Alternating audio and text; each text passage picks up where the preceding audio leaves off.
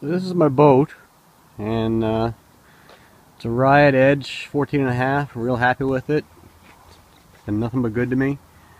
Made a few modifications. I put in these rod holders. I put them in backwards. Rookie mistake. But I've got little barrels that go in here. You can change the angle, so that worked out okay in the end. Added a few extra clips here and there. I got extra paddle holders here I strap on. I added these Scotty mounts for rod holder, GPS fish finder, cup holder or camera holder, interchangeable. A few extra mounts. I got a toggle switch here which activates my floodlight here in the front, as you can see. And that's a really good quality switch there. This one here is just a cheapy switch. It's been glitching out lately, but it's a 69-cent switch, which I got on eBay, so you get what you pay for. I got to swap that out eventually. It's working now, but it doesn't always work. And that activates my nav lights in the front here, as you can see. You got the red and the green in the front, and the white in the back. And I'm pretty handy at the DIY stuff. I make sure everything's watertight, so all my seals are good. And in the bow here, I'll just take this off quickly without taking off the elastics. Paired up this is my power supply for my GPS fish finder, and it's in a waterproof case. And again, it's all been sealed inside and out for the wires that come out. That is dry. It's a popcorn fart, as we say. That's my inline fuse, and then this is the power supply up here for my nav lights. This is an extra waterproof case for extra batteries. Up inside here, I've got another power supply and a waterproof case that's strapped to this. So straps that are hooked to that on the inside, and that powers my my nav lights. So 3 separate power supplies. They're all still working. I'm getting good power. And it's going to pause this for a second while I put the case back on. So, as I'll show you, or maybe I already showed you, depending on how I cut this video. I was kayaking this weekend, and I had a rollover, and had a bunch of waterproof gear. Some of it worked, some of it didn't. This is a cheap little Sylvania Bluetooth speaker. Suction cup mounts to the deck. Got a little tether here in case it falls off, because this fails sometimes. It's only natural. No problems. Still works great. So I got a little cheapy on waterproof camera. Actually takes really good pictures, although you got to guess at what it's pointing at, which is my only complaint about this one. But the color was great. Sound seems to have some latency versus a picture, but outside of that, it takes great pictures, and it still works. Not a problem with that at all. And that was, I think, maybe 20 bucks-ish on, I think it was geek.com or something like that.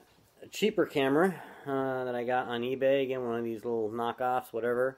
Again, I think it was under $20, comes in a little case.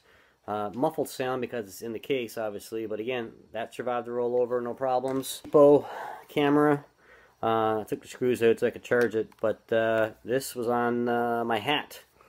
I know it's geeky to put it up there, but sometimes cool shit happens. You get, you know, harbor seals and stuff like that. Sometimes interesting stuff happens. Or you roll your kayak and you want to see what you did wrong or how you can learn to do it better next time. So this is probably not going to last forever because it's so cheap, but you expect that because you didn't pay a lot of money for it. So this is still working. It's an old Olympus camera, and it gets great sound, pictures, but again, it was on right on the bow of my boat, as you'll see, and that survived the rollover. Still works 100%. No complaints about that.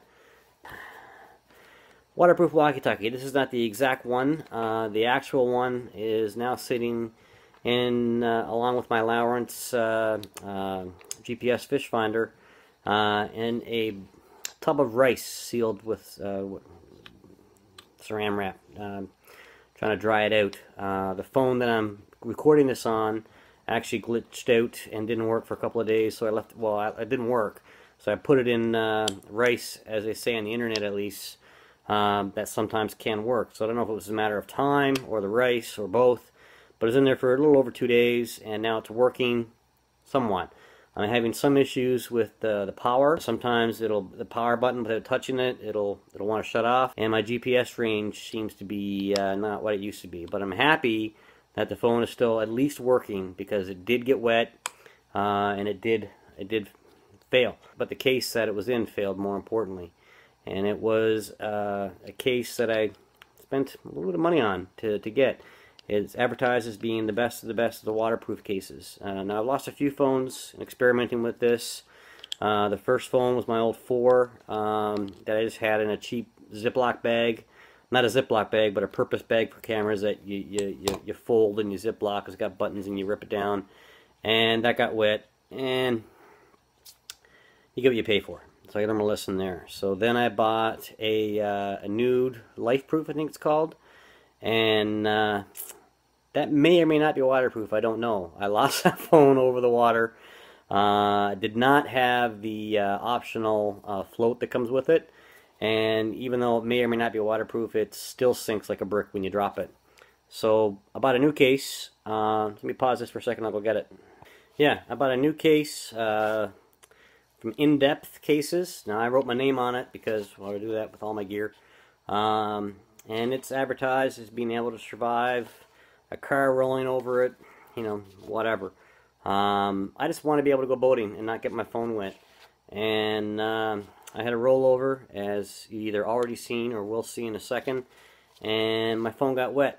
Now, initially, I thought it was because of the little screw terminal here. I'm not sure if you can see, but when I checked my gear afterwards, this wasn't completely tight. Now, I didn't check it. Maybe I should have, but I just assumed that it was good to go. I don't use the headphone jacks in these waterproof cases. I just use them for boating exclusively. I have another just regular case that I use for putting in my back pocket and, you know, going to work or whatever. So this is just for boating. I have Bluetooth gear for when I want to listen to what's going on this, and I don't use this. So my initial thought was that water came through the gap in here where this wasn't completely tight, and that's what got in my phone and messed it up. However, I just did a sink test with a paper towel in here, and I don't think water came in from here because I've since tightened this, and water still got in. The paper towel got wet. I don't know if I've shown you this already or if I'm going to show you in a second. We'll see how I edit this together. But yeah, I got the phone. I got a third-party floaty that hooks on here. You know, I take it off when I'm not using it, but it just clicks in, and so I was really happy with it when I got it. It comes with a mount that I've got mounted to my boat next to my rod holder or my camera holder. It can switch either way. And if it worked, it's the ultimate of cases in theory. Now that being said, I don't know if it's things happen.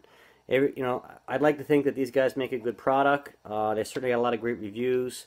But no matter how good you are, once in a while you make a dud, maybe. And I'm hoping that maybe I just got a dud from a good company, and maybe they'll contact me back and maybe do something for me in terms of this product.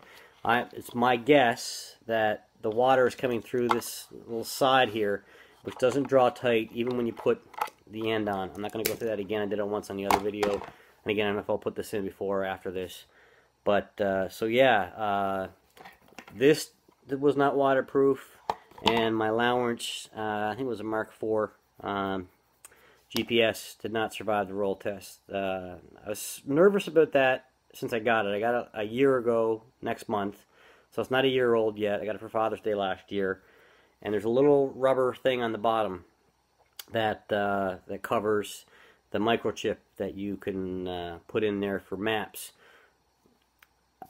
I looked at that and how easy it was to get off and thought, that may or may not stop water. So I don't travel. The geographical area that I selected, I'll probably never need anything but that.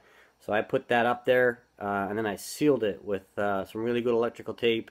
Not necessarily waterproof tape, but I figured it would keep the seal better than just the rubber on its own. It's Scotch 33 Plus. It's the best electrical tape I've ever used, or the worst, depending on what you're doing with it. If you want to get rid of it, it's not that great because it gums up and makes a really good seal, but you can work with it in cold temperatures or warm temperatures. I do a lot of electrical work. I have done a lot of electrical work. And in the shop, when they get that in stock, that always disappears first. It's good tape. It's not the cheap, generic dollar store electric tape that you can get. So I had that on my Lowrance, and to help, you know, make sure that it wasn't going to get wet.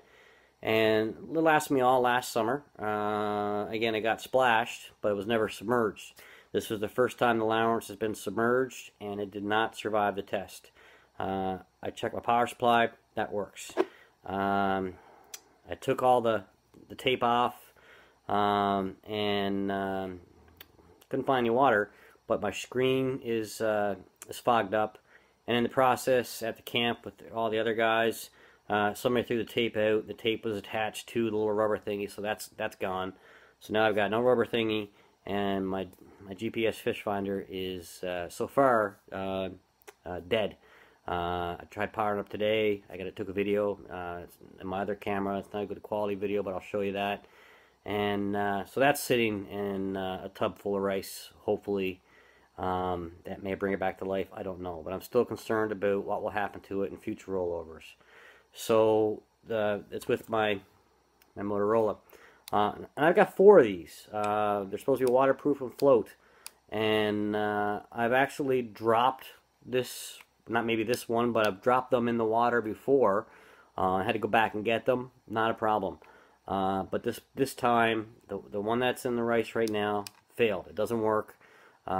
Maybe it's fixable, maybe it's not, I don't know. But again, things happen.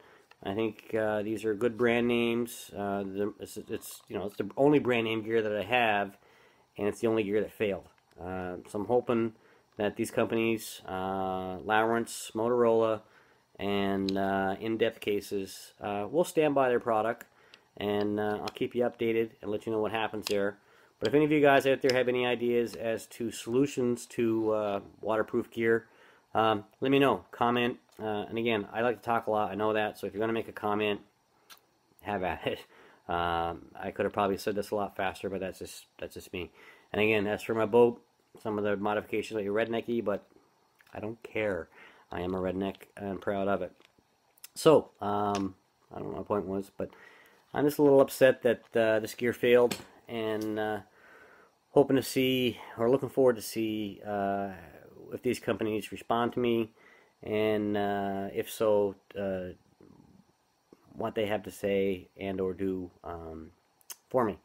So yeah, that's it. That's all I have to say. Rob signing out. So here I am. I'm trying some stuff that I learned in a book, and I'm obviously doing it wrong, because you'll see here in a few seconds. And these multicam things aren't synced perfectly.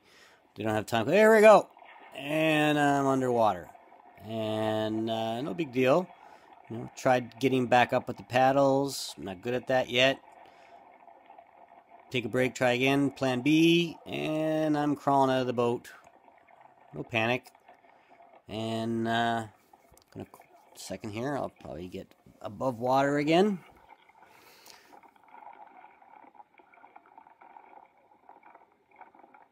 Well, that lasted a little longer than I thought, but here we go. Daylight. And I'm safe.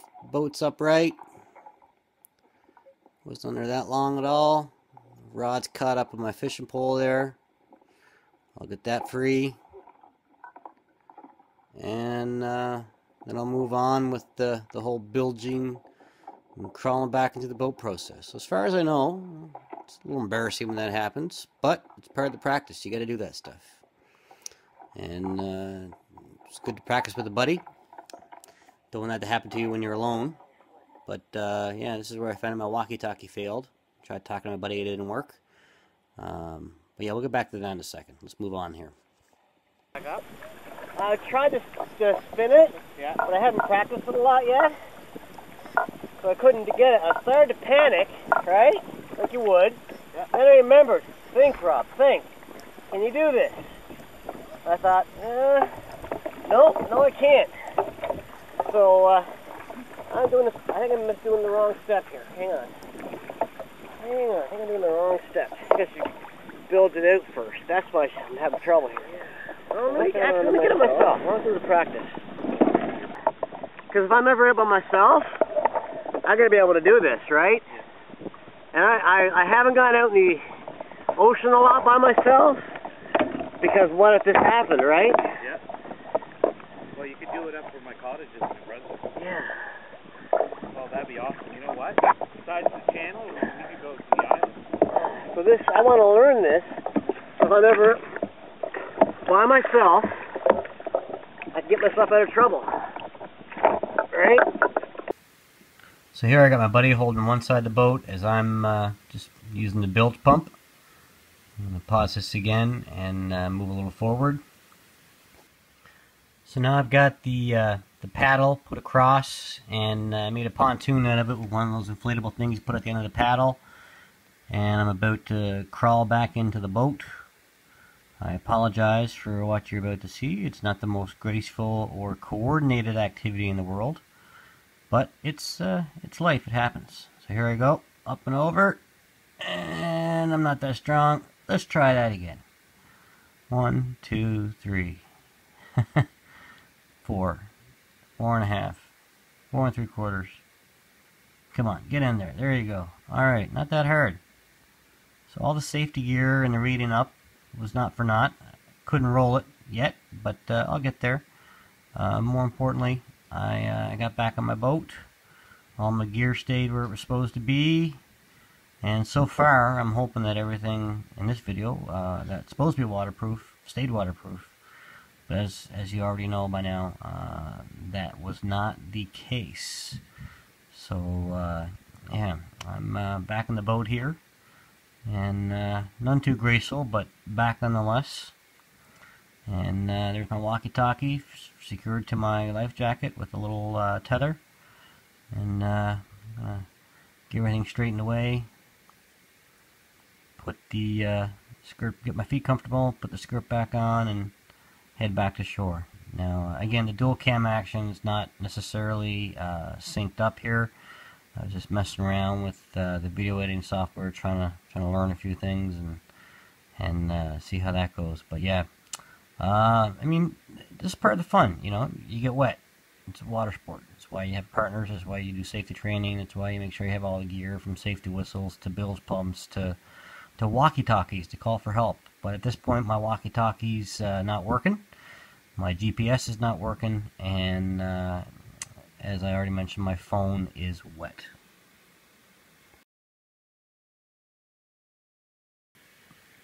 So at this point in the video, I'm just getting my paddle straightened away. As you can see, I got the inflated end and the other inflated end. About to let the air out of the inflated end and deal with that. As you'll notice here, the walkie-talkie is making a buzzing sound. So here I'm just squeezing water out of the, I don't even know what it's called. It goes on the end of your paddle and makes into a pontoon for getting back in again. But worked out okay. Glad I had it. Having fun, smiling. Great day. So far, so good. Didn't know yet that my GPS fish finder and my phone were going to cause me some problems. I know walkie-talkie. I thought that was just a temporary thing, but it's not looking so good. So we'll see what happens for here. So I won't bore you to tears, make you watch this whole video, but that's it in a nutshell. So we got the Lowrance fish finder, GPS, the in-depth cases, waterproof case, and my Motorola walkie-talkies. Hoping to see I get some good feedback from the manufacturers, and we'll let you know how it goes.